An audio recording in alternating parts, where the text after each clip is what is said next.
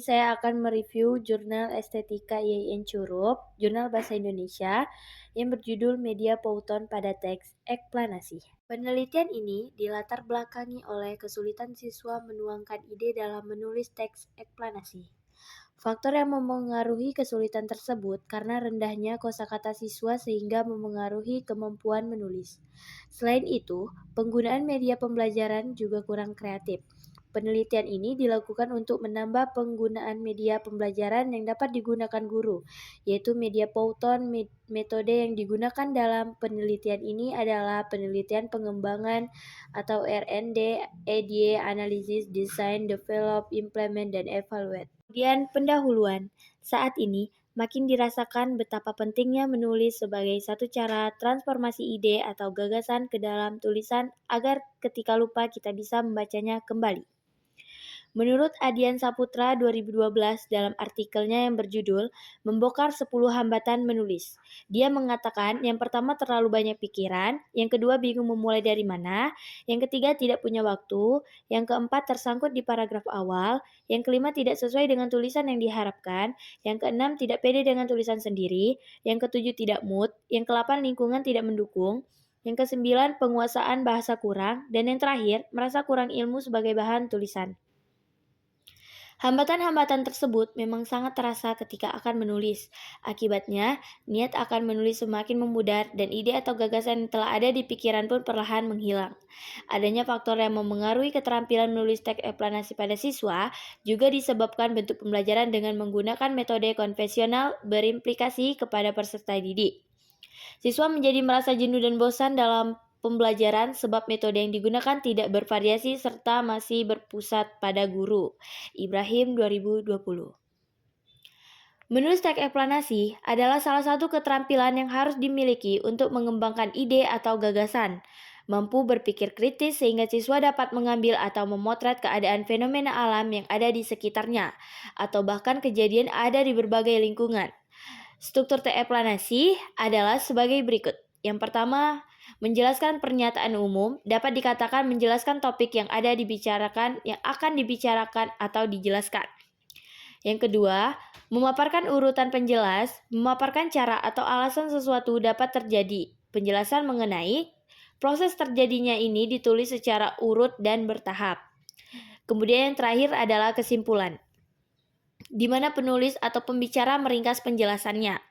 Pendapat selanjutnya ada menurut Suherli 2017 adalah sebagai berikut.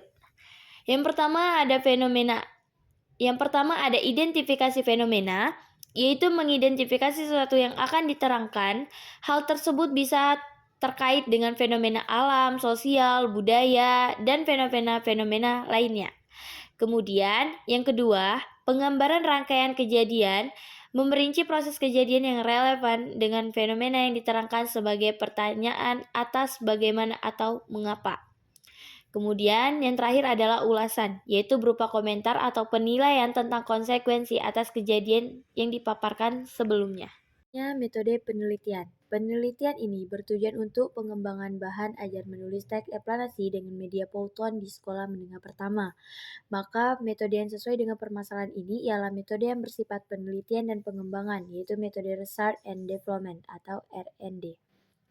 Mengumpulkan informasi metode yang digunakan untuk penelitian tergantung permasalahan dan ketelitian tujuan yang dicapai, yaitu ada desain produk, revisi desain, uji coba produk, revisi produk, uji coba pemakaian, kemudian revisi produk lagi, dan yang terakhir produksi massal. Selanjutnya hasil dan pembahasan. Sebelum memulai menulis, siswa lebih dulu memilih tema yang telah disediakan. Pada tahap mengembangkan ide, siswa juga akan diberikan lembar kerja mandiri sebagai tugas di rumah yang digunakan untuk menyunting kembali tulisan yang telah dibuat. Kedua, tahap mengembangkan ide dengan membuat karangan-karangan dari hasil ide, fakta, dan informasi yang telah didapat. Selanjutnya, siswa mengembangkan struktur teks eksplanasi.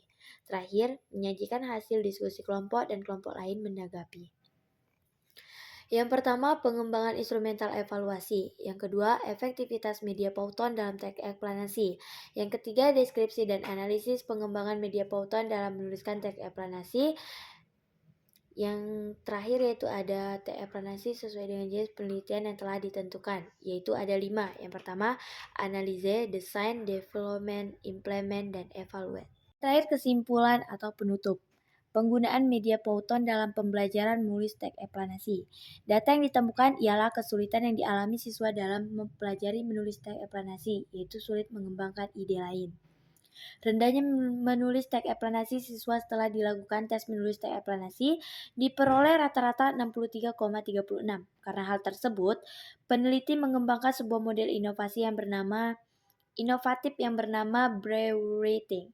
Pengembangan media Python dalam pembelajaran menulis teks eksplanasi menggunakan model pengembangan AD yang dikembangkan oleh Branch pada tahun 2009.